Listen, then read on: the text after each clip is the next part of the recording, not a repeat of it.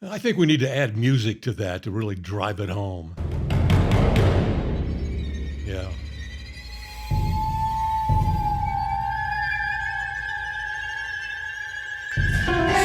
Yeah. The church is in danger. I don't even know why people in the church think that you can turn your back on the greatest prophecy teaching in the New Testament by our Lord Jesus Christ about his own coming. Turn your back on it, scrub it out of your life, and think that that's going to end good for you. I'm amazed. And it is stunning to see how the church, in its entirety almost, from pre-trib to post-trib, turned their back on the teaching of the Olivet Discourse. Stunning. You could go to a prophecy conference and spend 4 or 5 days there and not hear one time the words Olivet Discourse or any verse out of that teaching. It's like it no longer exists, when for centuries it did exist. It was the centerpiece of church understanding of eschatology. Revelation was strange and tough to figure out, but at least we have the Olivet Discourse. What the Lord said will happen. And then in our age, or really in the early 1900s, late 1800s, it started changing, and now it's gone. It's gone. It's amazing. And I see people in the comment section saying, I just hope you're right about that. We're in the time, because I'm so tired of hearing people say the rapture could be on this date and then it comes and goes. Well, they would never be able to do that to you if you were anchored to and grounded in the Olivet Discourse, because you would know the signs. The rapture is not taking place until the signs he gave for it take place. If someone sees an asteroid flying through a constellation and thinks it's important, that's fine. Do not call that the rapture. That's an insult to him. You don't have the right to do that. He called the rapture. He gave you the signs. Bring what you think is important into submission of his teaching, of his authority. You don't have that authority. You are usurping his authority when you do that. Look at that comet. Look at that comet. That's an interesting place where it's going to be on such and such a date. Rapture. You don't have the authority to do that. He's already told you the signs. That could be important, but you don't have the right to go above him. And that's what's happening. And no one will call them on it. These people obviously have no interest in the Olivet Discourse, so they would never say such a thing, or they would say it in submission to it. They would say, now look, we've got to have the signs he has already talked about before we're going to have his coming. But this could be an important part that maybe is pointing to that those signs are near or whatever. But that's not what's going on. People have turned their back on the Olivet Discourse, and there is complete confusion. Someone could come along and go, hey, look at this from a Simpsons TV show from the late 1990s. That they'll go, oh yeah, that's predictive programming. That's good stuff. Yeah, I'm going to keep that date in mind. That could be the rapture. It's absurd. It's absolutely absurd. We've turned away from our master's teaching about his own coming, where he says, I will send my angels out to gather the elect. That's us. We now know that it's paired with war in heaven. And we now know that's not the second coming that he's talking about there. He's talking about something totally different. So in this video, a couple things I want to accomplish. There's going to be a new direction for this channel, and I'm going to talk to you about that and explain why that is. Nothing bad, all good, nothing bad. And I also want to talk about a couple of verses in the Olivet Discourse that I've not brought up before. Do you know why I didn't bring those verses up in the past? Because I forgot they were there. Now, I'm going to blame the Catholic Church partially for that lapse on my part, because they stuck a chapter break right in the middle of the Olivet Discourse in the book of Matthew. There should never have been a chapter break. The Olivet Discourse should have been in one place, one chapter. Anyway, there's a chapter 24 that we've been looking at along with Mark 13 and Luke 21, but there's also Matthew 25. Now, I knew that was a continuation, of course, of the Olivet Discourse, but I was thinking of it just, well, it's the parables, and those are important, don't get me wrong. It's the parables, the 10 virgins, and parable of the talents. Remember the guy who takes one talent and buries it? And by the way, one of the most humorous, sarcastic lines in the entire Bible is there when in that parable, the Lord has the master who's returned to see, what his servants have done with the talents he gave them. And to the one who took his talent and buried it, he says, "You could have given it to the bankers at least, and then I would have had some interest." That's funny, because I don't think the Lord was a big fan of the bankers. But anyway, so have those two parables in chapter 25, but there's something else at the very end that we need to take a look at that's going to be very important. Before we do that, let's just set the stage a little bit with something we can agree on: the times of the Gentiles. We are in the times of the Gentiles. Will you at least agree with me on that? Now, I know a lot of you do agree with what the teachings of this channel, what we've learned, but there are so many people that just refuse to stop being gaslit, propagandized by the church. They don't know what they're talking about when it comes to eschatology. They will lead you astray. They will lead you away from his teaching, and that is a dangerous place to be. The times of the Gentiles. That began when the Lord sent the church out into all the nations. This was a complete departure from what he had been doing when he came solely and only for the lost sheep of the house of Israel. That's over. Now it goes into all the world. The Jews are still invited, but it's the time of the Gentiles. And we also know that has an end date. That has an end date. He says Jerusalem will be trampled down by Gentiles until the times of the Gentiles are fulfilled. Paul says there's a partial blindness on Israel that will remain until the times of the Gentiles have been fulfilled. So there is an end to the times of the Gentiles, but it won't be the end. It won't be the big end. It will be an end, but there will be a continuation. And we see that. We know that. That's going to happen. The church age is coming to an end, but not the end. And so we see then at the Olivet Discourse, the Lord talks about what that end looks like.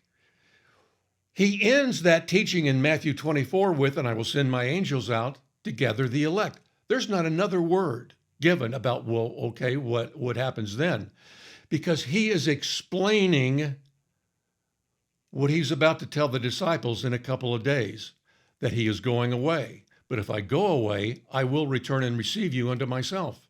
And this is what it looks like, the Olivet Discourse, chapter 24. This is why he is so careful to tell us, don't look for me in the desert or in the inner room. That's not where I'm going to be. He's not touching feet on earth. He says, look up where the lightning is, where the carrion, the eagles, and the vultures circle their prey. That's where I'm going to be. Look up. That's why he tells us that when you see the signs, arch your back. Some translations say, look up, because that's where he'll be. That's how we get reunited with the Master. We see that in Matthew 24. But about a chapter and a half later, thanks to the Catholic Church, should not have been a chapter break there, should have been a long continuation, but for a lengthy period of time goes by from the point that he tells us about the angels coming out to take us and to gather us together. He tells us over and over, this is important. Don't let the world come between you and this teaching. Don't let them sidetrack you. Stay focused. Be ready. Watch, watch, watch, watch, watch, watch, and do more watching. This is important to him. Then he gives parables about it. And then he says in Matthew chapter 25, the very end of the Olivet Discourse, when the Son of Man comes in his glory and all the angels with him. Well, wait a minute. This sounds similar to what he's talking about in chapter 24. Chapter 24, he does come in glory and angels with him. Sure, there are also the bad angels being cast to earth. We don't see that here, and we don't see any signs, but it looks similar, doesn't it? It looks similar, doesn't it? Now, there's a reason the church does not emphasize these verses, by the way, just so you know. Let's keep reading. When the Son of Man comes in his glory and all the angels with him, then he will sit on his glorious throne. Now, wait a minute. He's on earth now. This has got to be the throne of David, the earthly throne of the Lord, of the Messiah. Here we see him on earth in a throne. He didn't mention that in chapter 24, did he? Well, let's keep reading. Then he will sit on his glorious throne. Before him will be gathered all the nations, and he will separate people from one another as a shepherd separates the sheep from the goats. Well, that's not what happens in chapter 24. The nations aren't gathered. The elect are gathered, and he's not on earth because this is the other coming.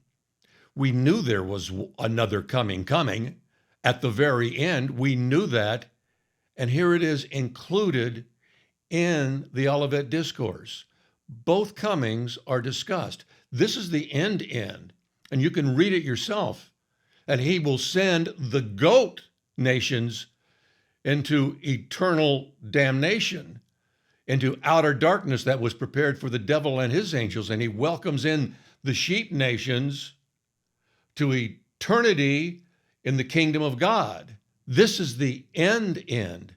This is different than what we saw at Matthew 24, where he's in the heaven and he's gathering his elect at almost a midpoint of the Great Tribulation, where Satan is cast to earth and goes on from there. This is over.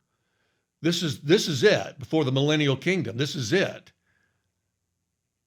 So why don't they tell you about these passages? Because they've already tried to tell you that the coming in Matthew 24, when he sends his angels out to gather the elect, is the second coming. If they come over here and show you these passages that is clearly the second coming, you're liable to go, well, wait a minute. This is different than what he said in Matthew 24. This is a different time. This is a different coming. This does not look like what I saw. And you might see that in Matthew 24, the coming is for the church, and this coming is for the nations. And this is something everyone needs to understand. The Lord is coming as a thief twice. The first coming is for the church. It is on them that the possibility exists that he comes upon them as a thief. He's not coming onto the world as a thief in his first coming. He's not coming for them. Neither is he coming to judge them. That's coming later. At the very end, right before the seventh bowl of wrath, we hear him say again, I'm coming as a thief. Behold, I'm coming as a thief. This time, he's coming on as a thief onto the whole world, because he's here to judge the world. The first coming is for the church. That's the only reason he's showing up. He's showing up for one thing: take the bride, and then begin the transitioning to Israel with the sealing of the 144,000. And Satan continues on earthbound from that point on. He's throwing Satan out of heaven because he's bringing the church bride home, and he's not allowing the accuser to accuse the members of the church that he just gathered. The second coming, all the nations and the end. It's all in the Olivet Discourse. The Olivet Discourse that the church has dangerously turned away from. That danger is expressed in the 7 letters to the churches. And remember, the 7 letters to the churches that begins the book of Revelation represents the global church at the time of his coming. He's saying this is what it's going to look like. That's why he picked those 7 churches. And you can see a lot of those churches have got serious problems and are in serious danger. Let's take a look at a couple of them, because this is the reason there's going to be a change, a little bit of a change in this channel. To the church of Laodicea, he gives them no chance of going in the rapture. He tells them straight up, you need to go through the trial. You need to go through the fire because you are blind and naked, among other things. There is nothing that he likes about them, although he still loves them. He tells them that.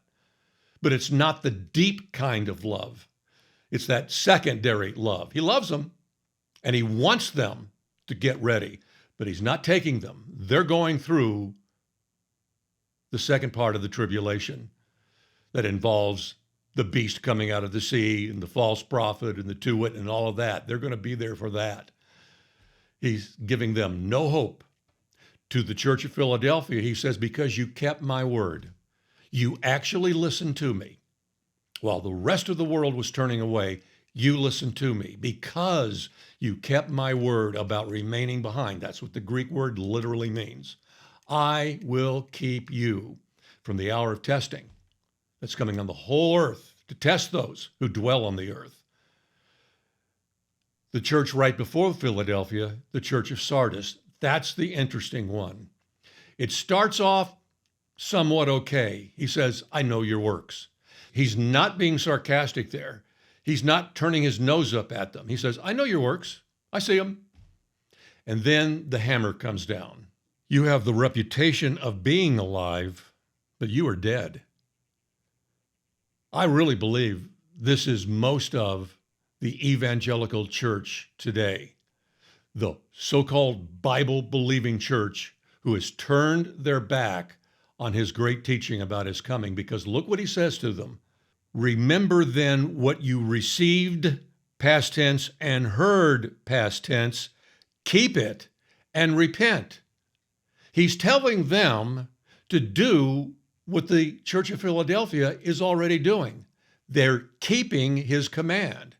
He's telling the church at Sardis, you used to, remember what you heard?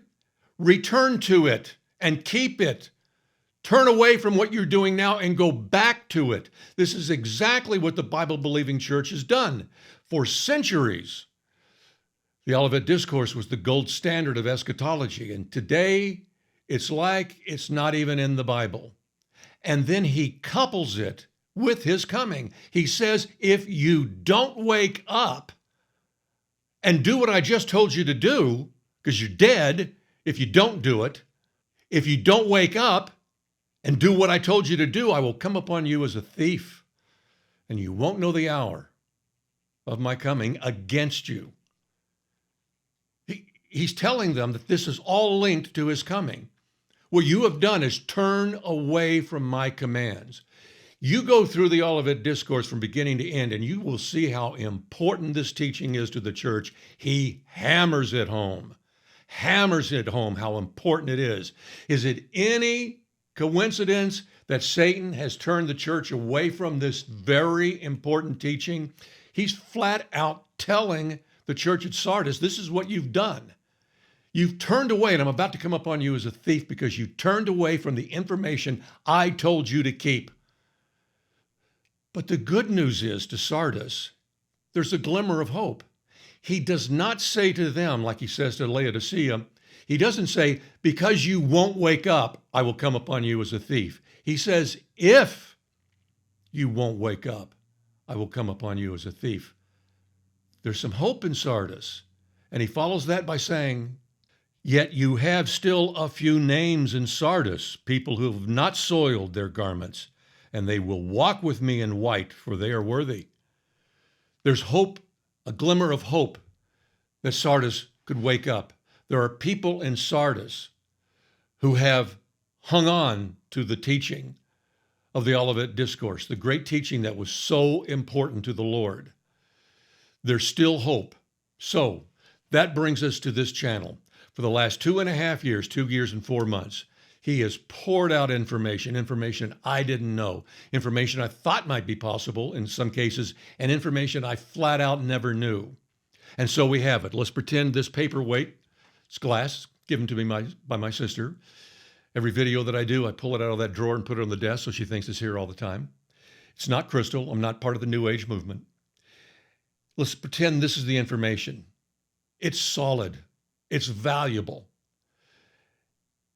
Why did he give that to us, to this little channel? Well, it's a blessing. Without a doubt, it's a blessing. But what are we really supposed to do? I think what we're really supposed to do is look at it and go, I see that now. I fully see that now. But this is taught nowhere. This isn't taught anywhere. If I told you, go to a church that teaches the Olivet Discourse and teaches it urgently, you wouldn't find it. You would not find it. Nobody teaches it. It is stunning. So I can't just receive this blessing and go, well, good for us, too bad for you. We got the information, you didn't. No, I got to make an effort. We all have to make an effort. And so I'm turning this channel a little bit, the turret's a little bit away from the choir to Sardis. I'm going to do a series of fairly aggressive videos, much shorter, because I don't think the citizens of Sardis can hang in there with a 25-minute video. So it's going to be shorter and it's going to be brutally direct. I'm going to take heat. There's no doubt about it. The squishy Christians are going to come out of the woodwork at me. Oh, you're not being nice. Well, I'm going to be nice because I'm going to tell them what they need to hear. I'm not going to be insulting. I'm not going to go beyond my Christian duty in that regard, but I'm going to make it direct because they need to wake up. And there's a chance, he's telling us there's a chance they could wake up because if is in there. If you won't wake up, there's going to be a serious problem, which means they might wake up, some of them. I'm going to give it every opportunity. I may also begin a podcast.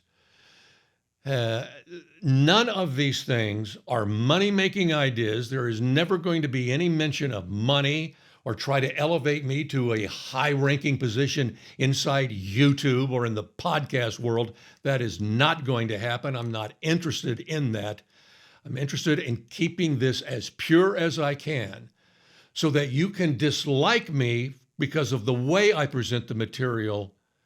But when you hear the material, you might say, you know, that jackass makes some good points because he has given us solid theology, solid eschatology that can't be dismissed. You can try, but you can't do it.